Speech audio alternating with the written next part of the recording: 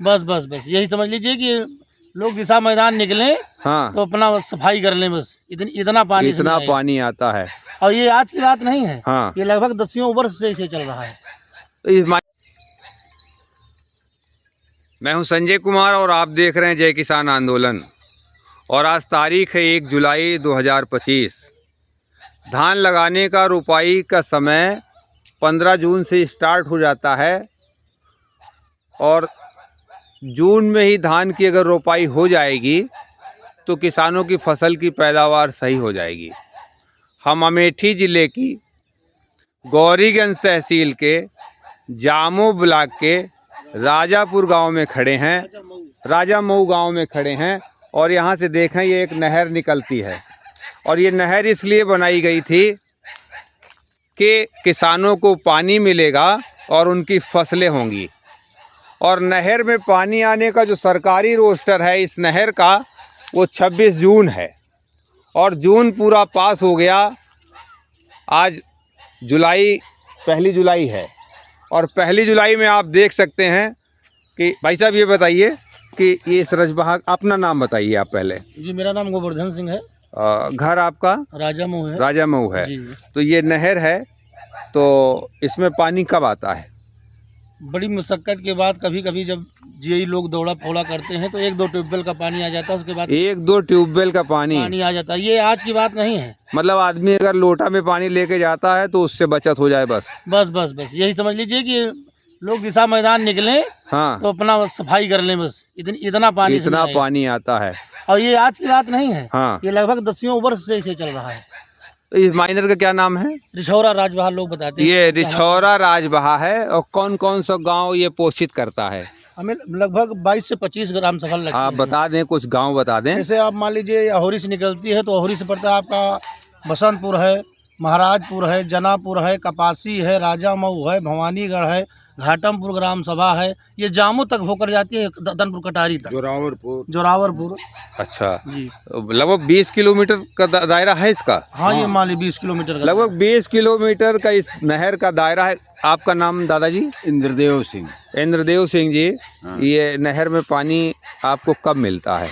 कबूल पिछली बार कब मिला था? पिछले साल जब कहा थी कि एहमा आपकी भर रहा गेहूँ में, हाँ गेहूँ सिंचाई खत्म हो गई रही, हाँ, तो आवा है तो जो नावा खेते के भर गया गेहूँ खराब हुआ। मतलब आपका गेहूं छड़ाने के लिए नहर आई थी? हाँ ये आप कह रहे हाँ, हैं? जब सींच गा है तो और पानी आप अन्यथा आप लोग कैसे सींचते हैं फिर? ट्यूबवेल से। तो ये नहर एकदम निष्प्रभावी है, निष्प्रयोज है। और सफाई तो इसमें लग रहा है कि होती है, पैसा तो खर्च होता है, घास जमाई वो बात अलग की है, लेकिन नहर की सफाई होती है। करोड़ों करोड़ रुपए सरकार जिस नहर पर खर्च करती है। और इस जनपद में एक जेई होता है जो सबसे छोटा अधिकारी होता है, इस नहर की मॉनिटरिंग करता है। उसके ऊपर एई होता है, सहायक अभियंता होता है जो रिपोर्ट करता है आगे अपने अधिकारियों के। उसके ऊपर एग्जीक्यूटिव इंजीनियर होता है नहर का, और उसके ऊपर फिर एक नोडल अधिकारी होता है। उसके बाद जिला कृषि अधिकारी हैं, फिर डीडीए हैं, उप कृषि निदेशक अमेठी हैं, उसके ऊपर मुख्य विकास अधिकारी हैं और उसके बाद जिला अधिकारी हैं। इसके बाद भी और ऊपर के तमाम अधिकारी ये निगरानी करते हैं और रिपोर्टें जाती हैं कि नहरों में पानी चल रहा है। सरकारी रोस्टर में कागज़ में 26 जून को इन नहरों में पानी आ जाना चाहिए था। और धान लगाने का जो समय है वो 15 जून के बाद स्टार्ट हो जाता है और 30 जून तक अगर धान लग जाएगा तभी उत्पादन सही मिले। क्या दादा ये बात बताएं कि अब आप लोग अगर नहर से पानी मिल जाए तो धान लगाने में आपको क्या फ़ायदा होगा? अरे धान लगाने में बहुत फायदा होगा जी। 17 घंटा मतलब कि 25-30 घंटा एक बीघे में लगता है इंजन से। हाँ, अगर नहर का पानी आ जाए तो हम लोग पूरा धान लाइना जुताई पुताई सब कर लें। 25 बीघे में इंजन से अगर आप पानी लगाते हैं तो आपका खर्च कितना आता है? अब यही जान लियो कि तो एक बीघे में अगर आप 25 घंटा इधर रहने चौंधा लगता है जी। अगर एक बीघा में आप 25 घंटा पानी लगाते हैं तो आपका खर्च कितना आता है? पानी के हाँ, पानी का। पानी के खर्चा का जी लगो ही में 1 बीघा के हाँ पक्के के हाँ 3500 रुपया लगा। 3500 रुपये आ जाता हाँ, है। सिर्फ पानी के। तो मोदी जी कह रहे थे कि 2022 में आपकी आमदनी जो है हाँ। वो 2 गुनी हो जाएगी, तो उसमें कुछ बढ़ा आपका आमदनी? घटा बहुत। कितना घट गया? बहुत घटा। इसे 100 में 50 रहेगा। 6000 रुपये आपको मिलता है तो घाटे को बराबर करता है वो साल में? वो तो कुछ ना है। हाँ, वो तो कुछ ना है।